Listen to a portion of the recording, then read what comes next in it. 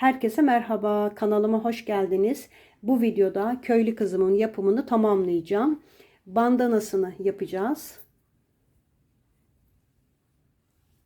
Ayrıca ayakkabılarının yapımını da bu videoda göstereceğim. Diğer bütün detaylarını anlattım. Bu bölümde tamamlıyoruz artık. Bebeğimin boyutu 32 santim uzunluğunda. Dediğim gibi kollarında tel kullandım. Boynunda tel kullandım ve döner kafa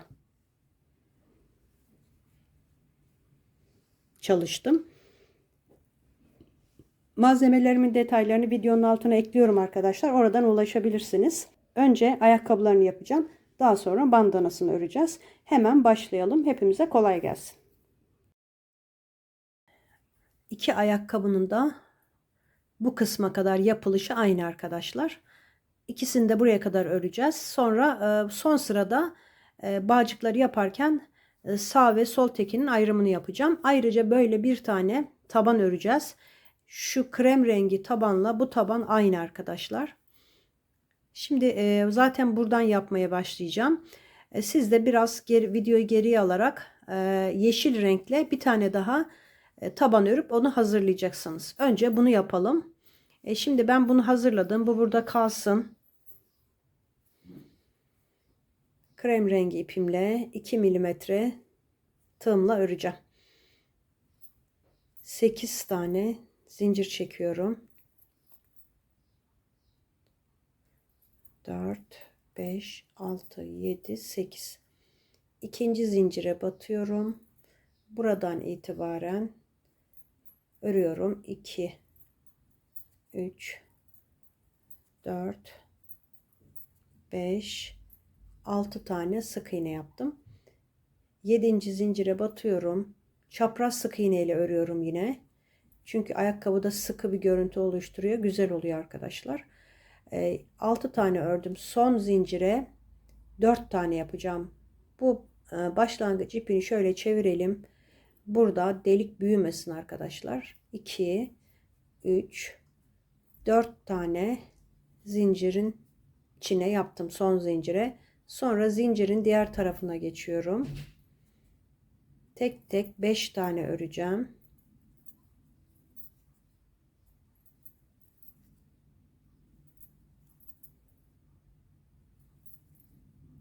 Son zincirin içine şurası arkadaşlar. Şurada bir tane daha var. Onun içine çift yapıyorum. Son zincire çift yapıyorum. İlk sık iğneye bakın burada ilk sık iğne ilmek kaydırma yaparak birleştirdim. Bir zincir çektim. Aynı yere batıyorum. Çift yapıyorum. Sonra tek tek 5 tane örüyorum.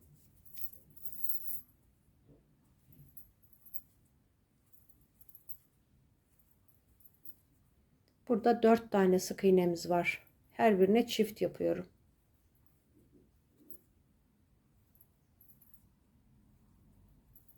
İkinci,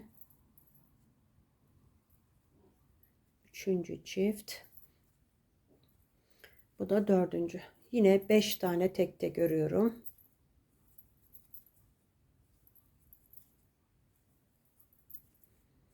İki tane çift yapıyorum peş peşe.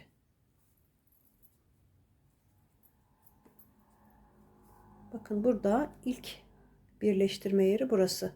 Şurası bağlantı yaptığım kısım.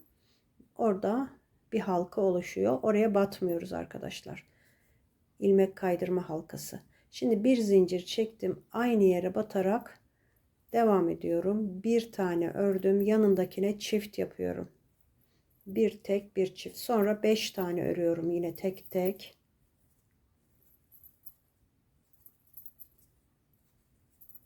Beş tane ördüm. Yine bir tek bir çift yapıyorum. Tek bir çift.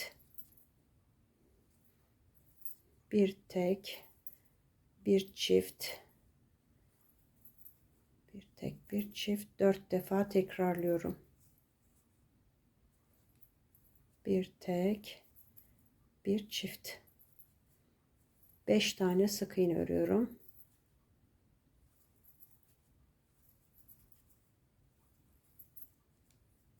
Yine bir tek, bir çift. 2 defa yapacağım bunu. Bir tek, bir çift. Yine ilmek kaydırmayla ilk sık iğneye bağladım. Bir tane zincir çektim. Aynı yere batarak 4. sıraya başladım. Sıra numaralarını ve sık iğne sayılarını şuraya yazıyorum arkadaşlar. Oradan takip edebilirsiniz. 3. sıra sonunda sayım 31 sık iğne oldu. Şimdi 2. sık iğne yaptım. Sıradakine çift yapıyorum. 2 tek, bir çift. Yine 5 defa sık iğne yapıyorum.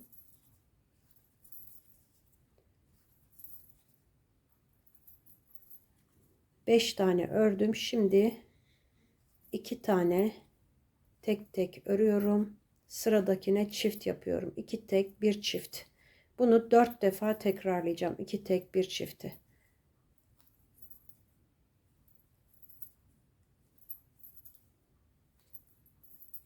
İki tek, bir çift.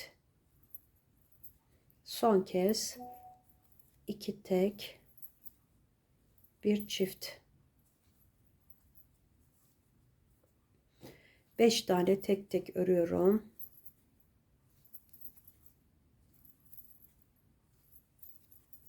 Yine 2 tek, bir çift yapacağım.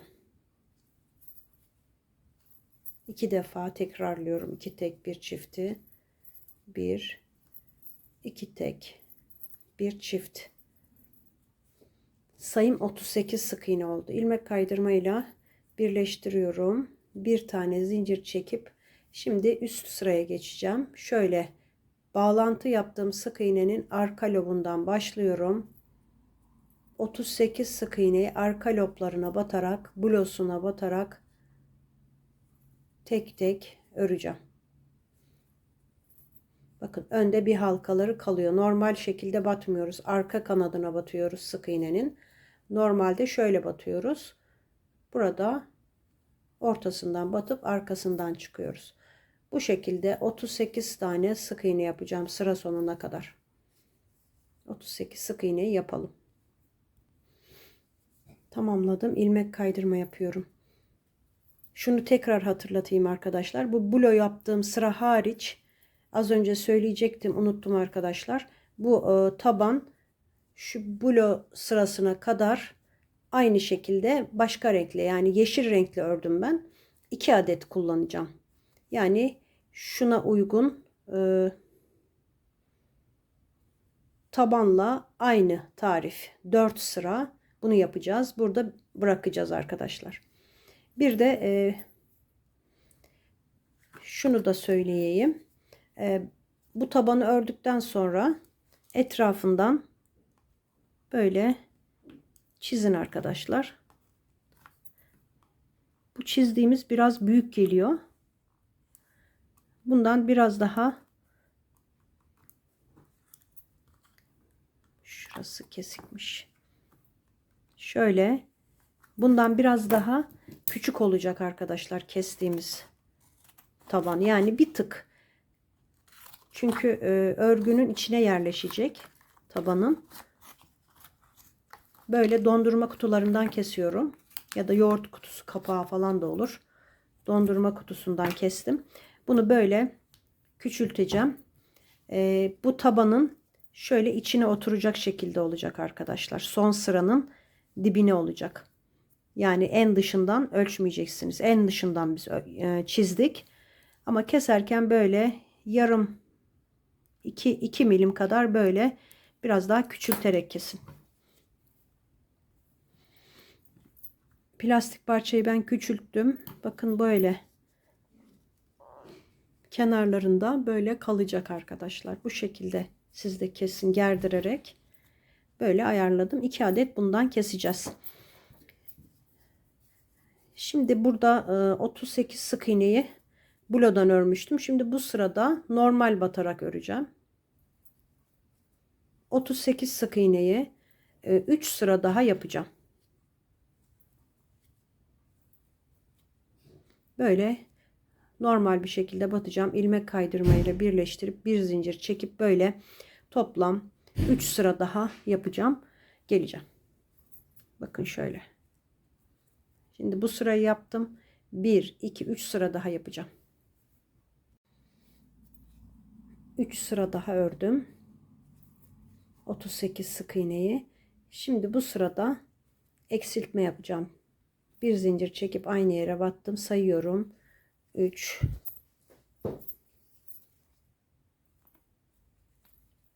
4, 5, 6, 7, 8, 9 tane ördüm. Eksiltiyorum. Peş peşe 7 tane eksilteceğim. İkinci eksiltmem. Üçüncü. Dördüncü. Beşinci. 6 ve 7. 7 tane eksilttim. Sıra sonuna kadar 15 sık iğnem kaldı.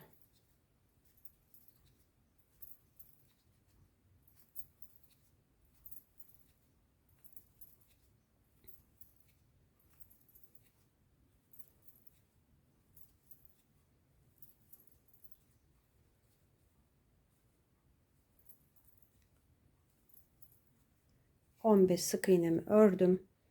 Buradan ilmek kaydırma yapıyorum. Şimdi sayıyorum buradan arkadaşlar. Bu ilmek kaydırmayı da sayıyorum. Bunu saymıyorum. 1, 2, 3, 4 tane, 5 tane ilmek kaydırma yaptım. İlk baştaki birleştirme ilmek kaydırmasını saymadan 1, 2, 3, 4, 5 tane yaptım. Şimdi burada 15 tane zincir çekeceğim. Çok sıkı çekmeyelim.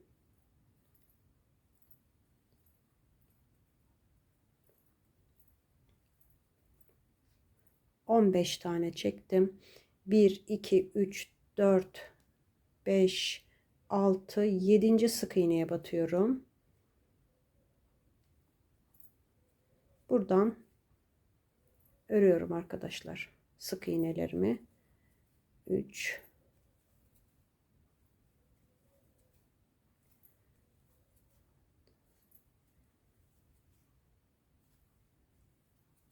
9 tane sık iğne ördüm.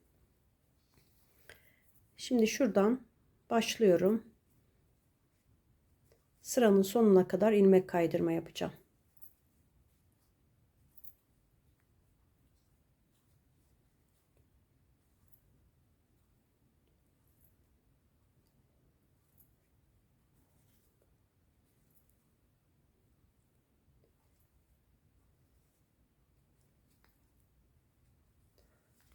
Buraya kadar yapacağım. Son sık iğneye kadar yaptım. Şöyle iğne takacak kadar iplik bıraktım ve kestim. Şimdi buraya etamin iğnesi takıyorum. Şuradaki ilk ilmek kaydırmanın içine böyle geçirdim.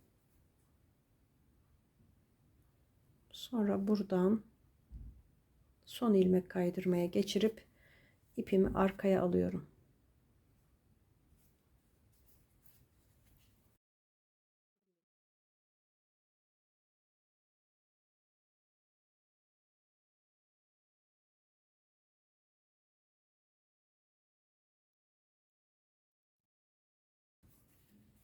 Sağ tekimiz hazır. Şimdi sol teki yapacağım. Şimdi diğer tekini aldım. Buradan sayıyorum böyle. 18 tane yapacağım. İlmek kaydırma.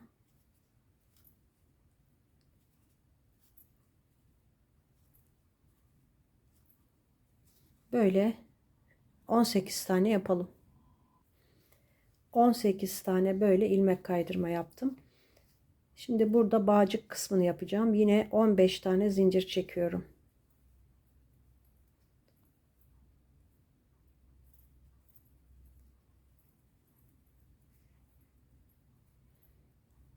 7. zincirden başlıyorum. 1 2 3 4 5 6 7. zincire batıp burada ilik oluşturuyorum. Sonra sık iğnelerimi yapıyorum.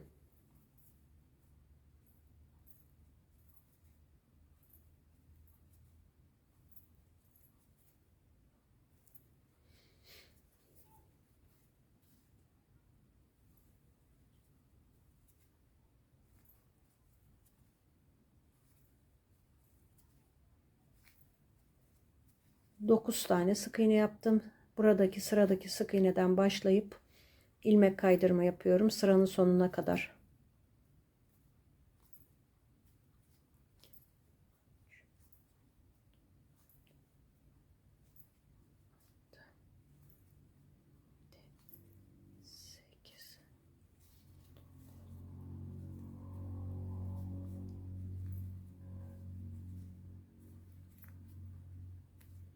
Tamamladım.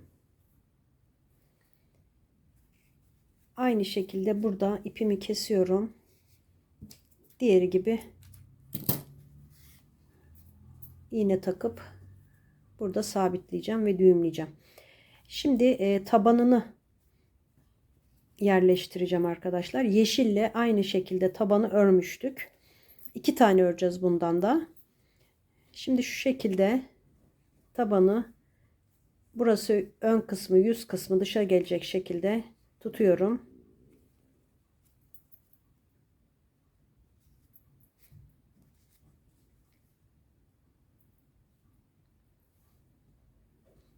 Bakın ek yeri aynı yere geliyor zaten. Şu şekilde alacağım bu ipi.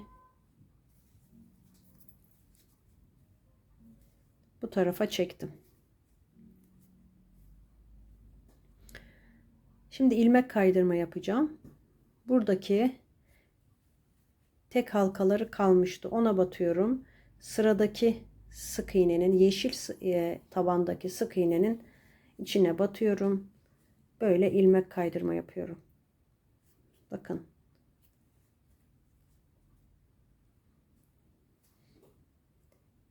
Buraya batıyorum. Yeşil tabandaki ilmek kaydırmaya bu şekilde batıp ilmek kaydırma yapıyorum. Yeşilin 2 halkasını da alıyoruz. Sırayla burada 38 tane sık iğnemiz var. Bu şekilde ilmek kaydırma yapıyorum.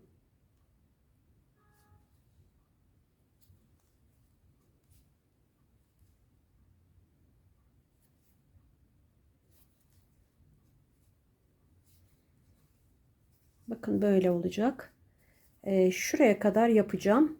Sonra plastik parçayı yerleştirip tamamlayacağım arkadaşlar. Ben oraya kadar yapıp geliyorum. Böyle yaptım bakın.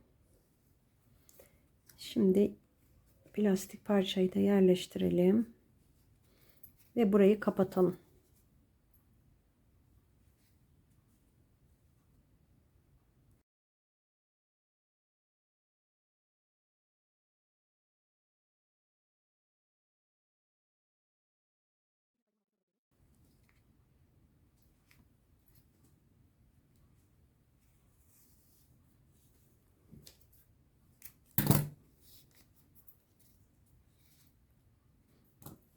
İğne takıp burada da aynı şurada yaptığım gibi birleştireceğim. Şimdi şurada ilk ilmek kaydırmanın 2 halkasına birden iğnemi geçiriyorum.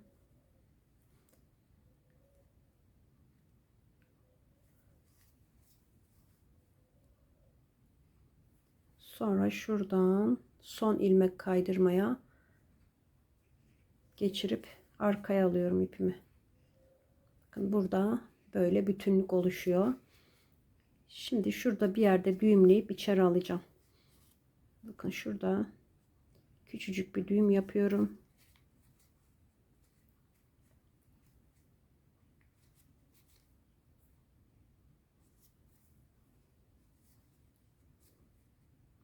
Bu düğümü içeri alacağım.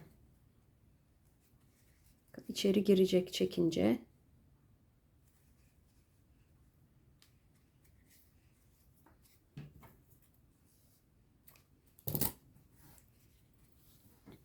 Şöyle düğmelerim var. Yine 8 milimetre. Düğmelerini dikeceğim. Diğer ayakkabıyı da tabanını hazırlayıp aynı şekilde onu da bitireceğim. Bakın böyle, bu sağ ayakkabı. Diğeri de sol olacak. Ben şimdi onları bitirip geleceğim arkadaşlar. Ayakkabıların düğmelerini diktim. Bakın böyle bir de minik işlemeler yaptım. Burada eteğinde, önlüğünde yaptığım gibi. Onu göstermiştim arkadaşlar. Basit, şöyle 3 parçadan istediğiniz şekilde yapabilirsiniz. Bakın çok cici oldular. Şimdi bandanasını yapacağız. Bandanası için bu iki rengi kullanacağım. Önce yeşil iple başlayacağım. Zincir çekerek başlıyorum.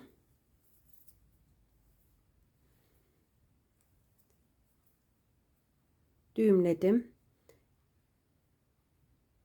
59 tane zincir çekeceğim.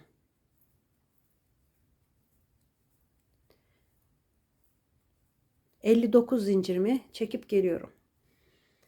59 tane zincir çektim arkadaşlar. Eksik gelebilir diye bir tane daha çekiyorum. Sık iğne sayımızın tam olması gerekiyor. Eksik olmasın, fazla olsun. Ben 60 tane zincir çektim. Şimdi ikinci zincirden başlıyorum. 58 tane sık iğne yapacağım. Böyle 58 sık iğneyi buraya kadar yapacağım.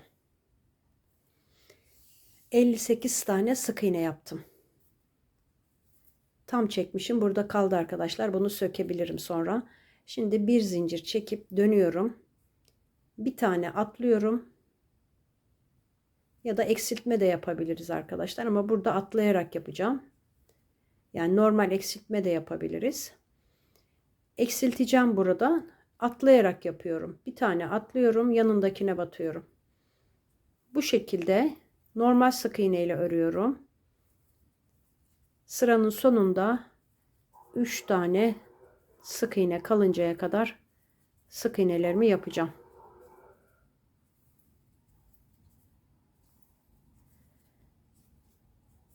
Bakın burada eksiltme yaptım. Şimdi buraya kadar öreceğim. 55 tane sık iğne yaptım.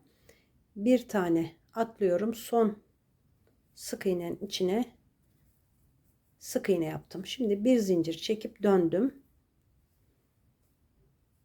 Burada yine bir tane atlıyorum. Yanındakine batıyorum.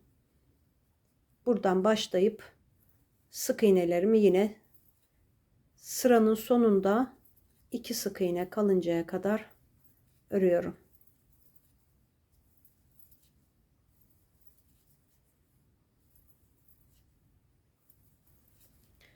Burada 2 boşluğum kaldı arkadaşlar. Şurası değil, burası zincir çektiğim yer. Bunu atlıyorum. Buraya bir tane yapıyorum. Burada 54 tane sık iğnemiz kalmış olması lazım arkadaşlar.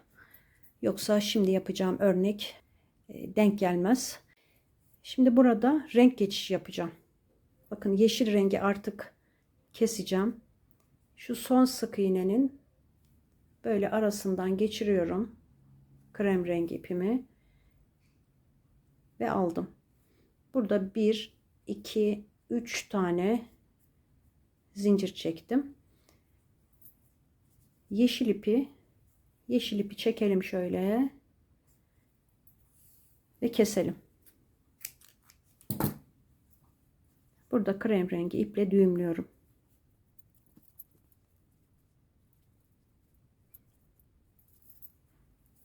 Üç tane zincir çektim, döndüm. 3 zincir çektim, döndüm. Şimdi 1 2 tane sık iğne atlıyorum. Üçüncüye sık iğne yapıyorum.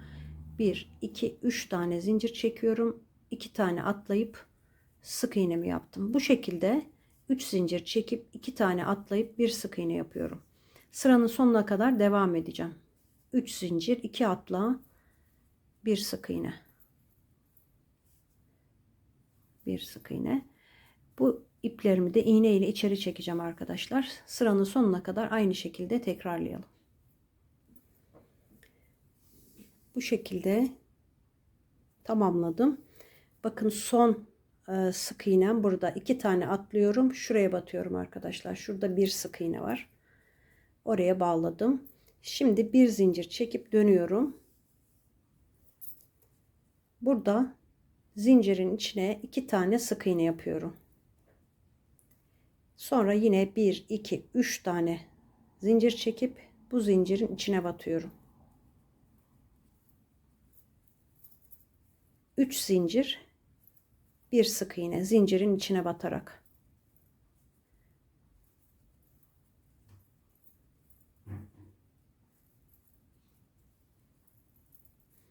Bu şekilde bu sırayı da tamamlayacağım. Bakın şuraya kadar, son zincire kadar tamamlayacağım. Bakın en son zincire batacağım. 3 zincir çektim. Şuraya batıyorum. Bir zincir çekip döndüm. Şimdi burada 2 tane sık iğne yapıyorum. 3 tane zincir çektim. Bu şekilde batıyorum yine.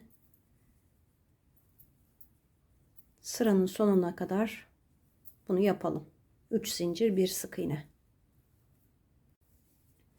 Bakın bu şekilde zincirlerimi yaptım. Şimdi burada şuraya batıyorum arkadaşlar. Yine sık iğne yapıyorum. Bir zincir çekip döndüm. Her sırada bu kutular bir tane eksiliyor arkadaşlar. Her sırada. İlk yaptığım sırada 18'di. İkinci de 17. Bunda da 16. 2, 4, 6, 8, 10, 12, 14, 16 kutu yaptım bakın. Şimdi bir zincir çektim. Döndüm. Buraya 2 tane sık iğne yapıyorum. 3 tane zincir çektim. Sık iğne yapıyorum. 3 zincir, bir sık iğne.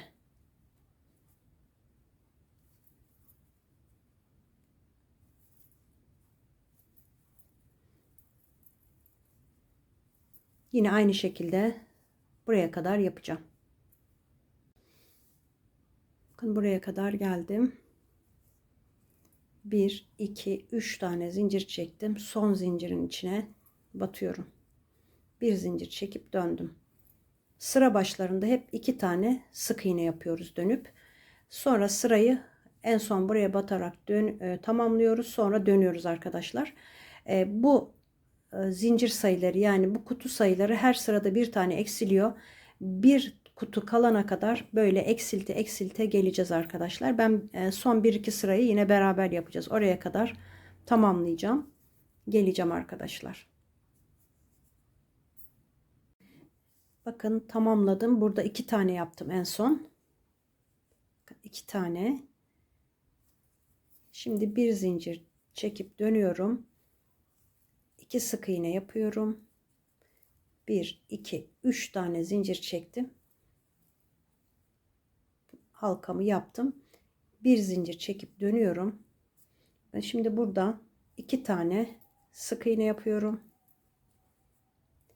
3 tane zincir çekiyorum. Aynı yere batıp 2 tane sık iğne yapıyorum. Bakın böyle.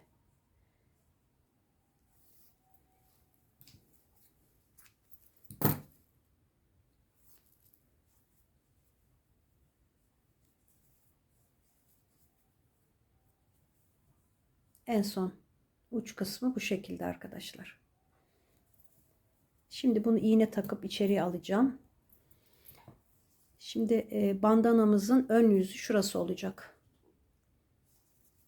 O yüzden bunu böyle arkaya, bu tarafa alıyorum bu ipi.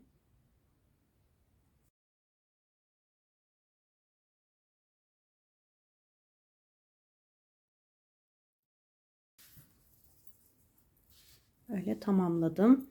Şimdi yeşil ipi alacağım. Yeşil ipi şuraya bağlıyorum arkadaşlar. Bakın buraya.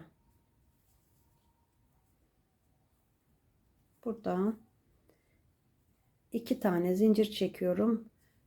Şu tepeye bakın, ilk sıradaki sık iğnenin üstüne bağladım. Bu ipi buradan içeriye alalım arkadaşlar. Yürütünce olmuyor. Şöyle içeriye alacağım iğneyle. Şimdi burada 1, 2, 3, 4 tane zincir çekiyorum. Şu tepelere batacağım. Buradaki sık iğnenin zincirin içine arkadaşlar. Şurada bir zincir çekmiştik. Onun içine batıyorum. Sık iğne yapıyorum. 1, 2, 3, 4 tane zincir çektim. Buraya batıyorum. 1, 2, 3, 4 zincir.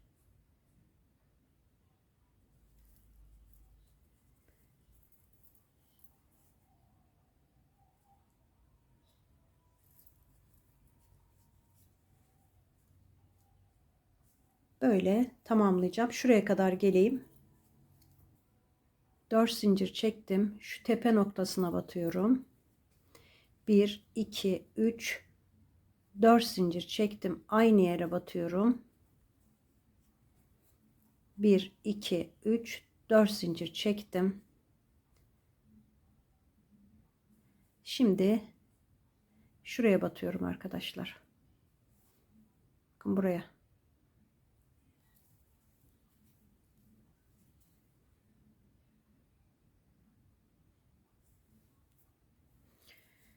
Şimdi buradan devam ediyorum. Yine 4 zincir çekip tepe noktasına biraz şu tarafa doğru batıyorum.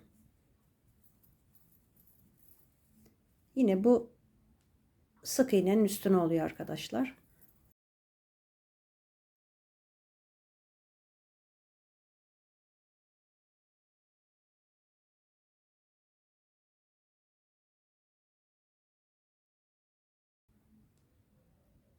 Şimdi şuraya. Bakın buraya batıyorum. İlmek kaydırma yapıyorum. Bir zincir çekip ipimi kestim. Bu iplerimi gizleyeceğim. Bakın bu da bu şekilde oldu. Şimdi pembe iple buraya süsleme yapacağım. Pompon yapacağım. Ben Alize Cotton Gold'u iki katını ayırdım arkadaşlar. Ortadan ayırdım. Aynı işlemelerde yaptığım gibi.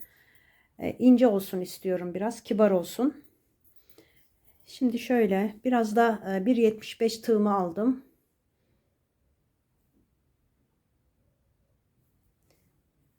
Şuraya, bakın buraya tığımı geçirdim. Burada 2, 3, 4, 5 tane zincir çektim. Şöyle biraz uzattım ipimi tığımda. İkinci zincire batıyorum. Bir tane çektim. Doluyorum. Bir tane daha çekiyorum. Topladım. Burada 1, 2 tane zincir çektim. Üzerine doladım. Bakın bu hemen dibine, ilk zincirin dibine, içine bir kere daha yapıyorum. Üzerine dolayıp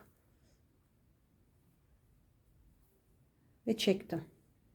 Burada bir tane zincir çekiyorum. Sonra bakın ilk popcornu yaptığım zincirin içine ilmek kaydırmayla birleştiriyorum. 1, 2, 3, 4, 5 tane zincir çekiyorum. Bu yeşil zincirin üstüne, içine batıp tekrar burada 5 tane zincir çekiyorum.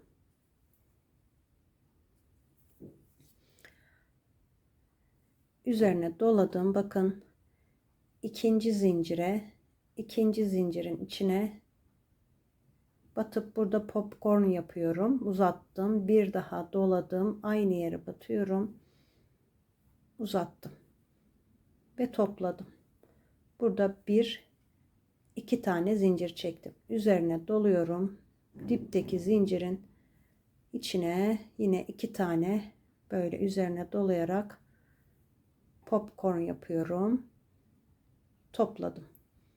Burada bir zincirle sabitliyorum. Şuradaki boşluğa batabilirseniz arkadaşlar şuradan 2 halkasına birden batarsak daha düzgün olabiliyor. Şurası ayrılmıyor. Ama tek halkasına da batabilirsiniz. 1, 2, 3, 4, 5 tane. 4 tane çekeceğim arkadaşlar.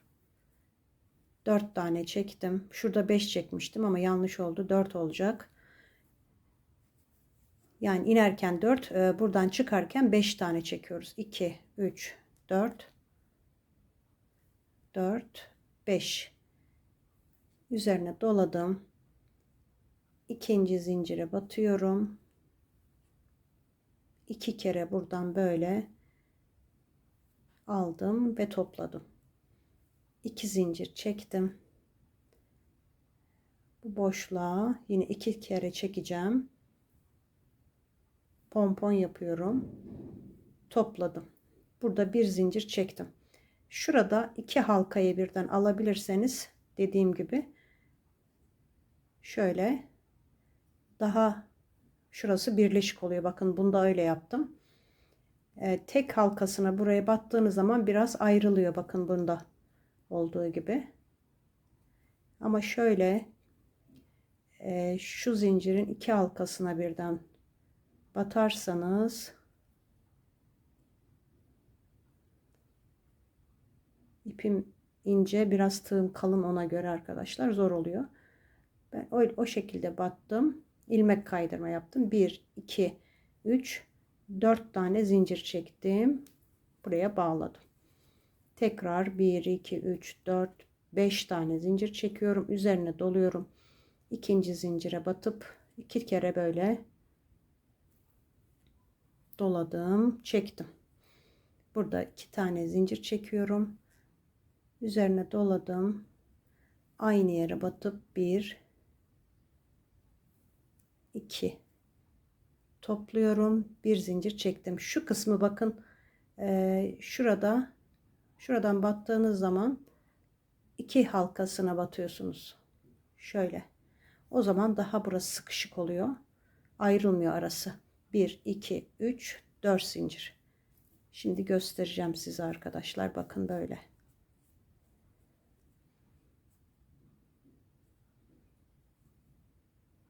Bu şekilde şu tepeye kadar tamamlayacağım.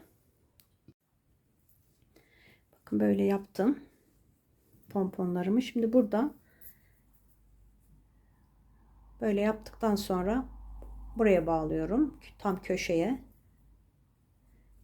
1, 2, 3, 4, 5 zincir çektim. Yine popcornumuzu yapalım.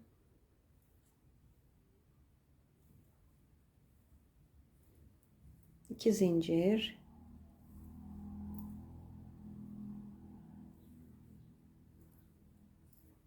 Burada bir zincir çektim. Dediğim gibi şöyle yaptım ben hep. Biraz zor da olsa 2 halkasını almaya çalıştım. 1, 2, 3, 4 tane zincir çektim. Aynı yere batıyorum arkadaşlar. Bunu aynı yere batarak yapıyorum. Sonra 1, 2, 3, 4, 5 tane zincir çekip devam edeceğim. Şuraya batacağım ondan sonra. Yani burada köşede aynı yere batarak popcorn yaptım. Sonra burada buraya batacağım. Bağlayacağım. Böyle buraya kadar yapıp geleceğim. Bu başlangıç ipini arkadaşlar pembe ile yeşili düğümlüyorum burada. Bunları iğne takıp içeri alacağım.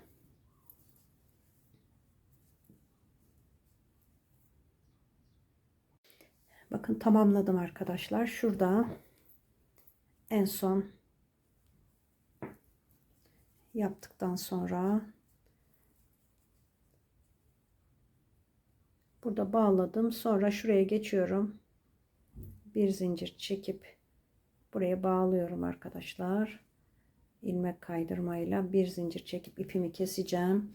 diğer yeşil iple onu da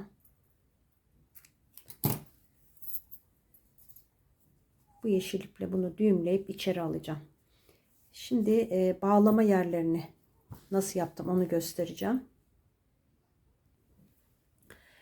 Pembe ipi aldım. Pembe ipin normal katıyla, katını ayırmadan arkadaşlar, kalın haliyle 35 tane zincir çektim. Şimdi böyle alıyorum. Buradaki ilk zincire ilmek kaydırma yapıyorum. Daha sonra zincirlerin diğer tarafına, ilk başta çektiğim zincirin diğer tarafına böyle ilmek kaydırma yapıyorum.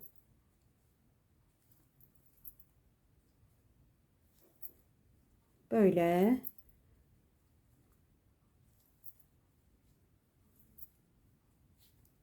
Bakın bu şekilde buraya kadar tamamlayacağım. Burada bitirdikten sonra yine 35 zincir çekip bitireceğim. İpliklerimi de temizleyeceğim, geleceğim. Bakın böyle dümdüz ilmek kaydırmaları yapıp burada 35 zincir çekip bandanamı bitirmiş olacağım. Bandanamı da bitirdim arkadaşlar. Bakın harika oldu. Biraz ütüledim. Ütüyle daha düzgün bir hale getirdim. Şimdi bandanayı nasıl bağladığımı göstereceğim. Şöyle ön yüzü, bandanayı şöyle tutacağız. Bakın şu tepedeki şu iki saçı görünüyor. Ben öyle tasarladım. İstediğiniz gibi tabii ki bağlayabilirsiniz arkadaşlar. Şöyle çekiyorum. Yalnız şuradan 1, 2, 3, bir de şuradan 4 tane saç telini öne aldım. Şuraya iğneliyorum.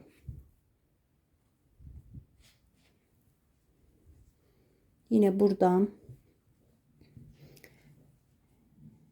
şunun kenarından yalnız 2 saç telini de alıyorum. 3, 4 şu şekilde yine saç telini öne alarak böyle iğneledim. Bakın tepesi böyle. İsterseniz daha öne getirebilirsiniz, arkaya getirebilirsiniz. Sonra arkayı çeviriyorum.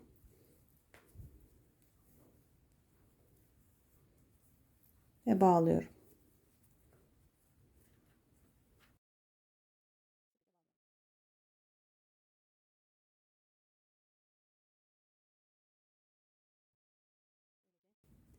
Ben şöyle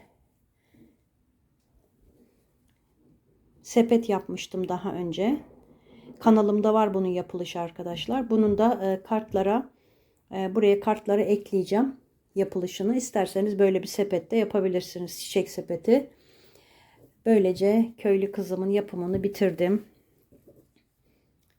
Çok tatlı oldu arkadaşlar. Umarım siz de beğenmişsinizdir ve kolaylıkla yaparsanız videolarımı izleyerek. Kanalıma abone olmayı da unutmayın arkadaşlar. Tekrar görüşmek üzere. Farklı modellerde görüşmek üzere. Hoşça kalın.